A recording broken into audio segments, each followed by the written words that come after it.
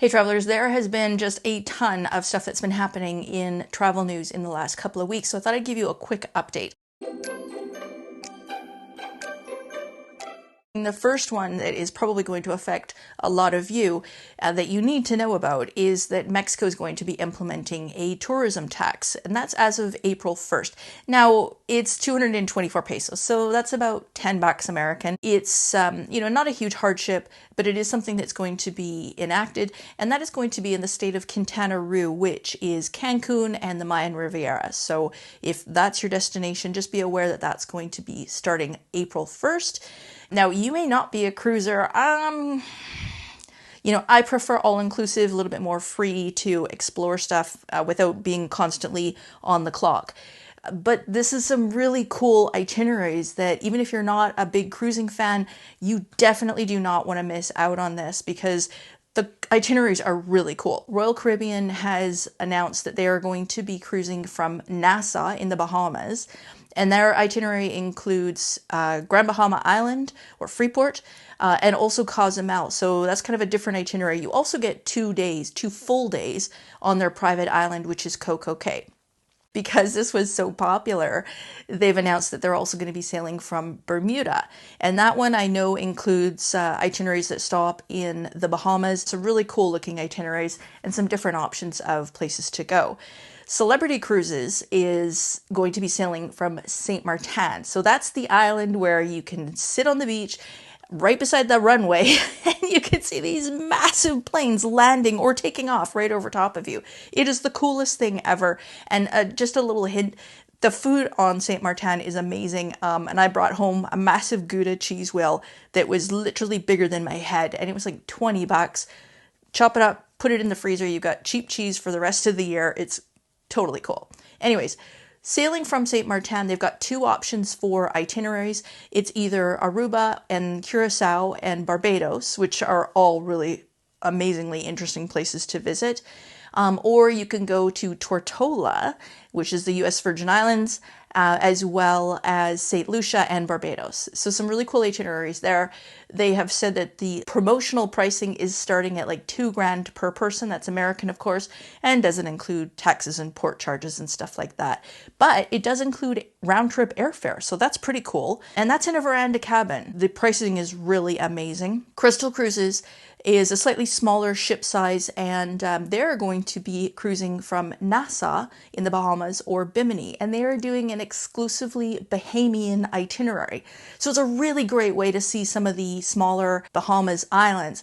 I've flown to a few different islands in the Bahamas.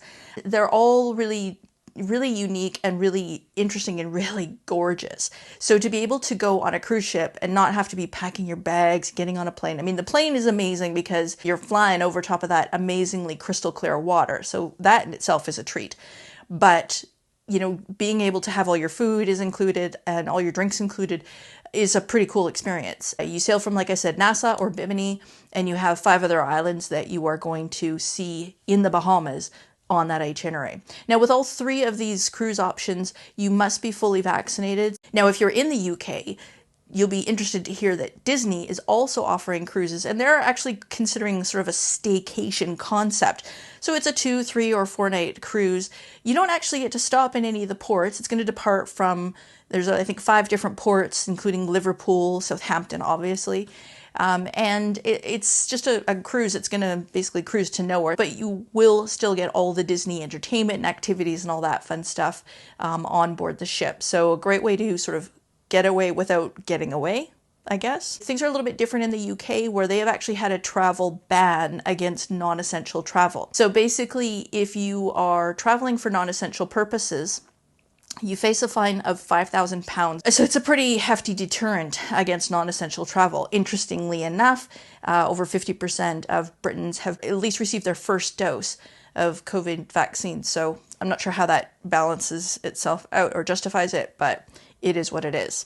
For Canadians, you'll be happy to hear that Cuba plans to have their population fully vaccinated by the end of August. So that's going to mean that there could be some trade routes or vacation routes that open up for us later this summer for a safe place to go and vacation. And for those of you who just want to stay closer to home, you'll be happy to hear that Disneyland is reopening as of April 30th.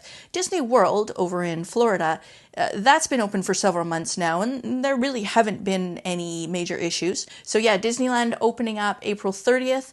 Later this year, they will be starting their 50th year celebrations. That's going to carry on for 18 months. So if you're not comfortable traveling this year, save it till next, not a worry. Mask wearing, social distancing, all that kind of stuff is in place. I have heard that if you're on any of the thrill rides, that you're not allowed to scream. Now, I don't know about you, but if I'm swinging upside down at 60 miles an hour, I'm going to be screaming. I'm not really sure how that's going to work. Welcome to the days of COVID, almost post-COVID. So hope you found that information useful. If you did, please give it a thumbs up. And don't forget to subscribe so you don't miss out on future videos and informational updates, because there's a whole lot that is going on right now as things start to reopen. And it's a pretty exciting time. Thanks again for watching, and we'll see you on the next one.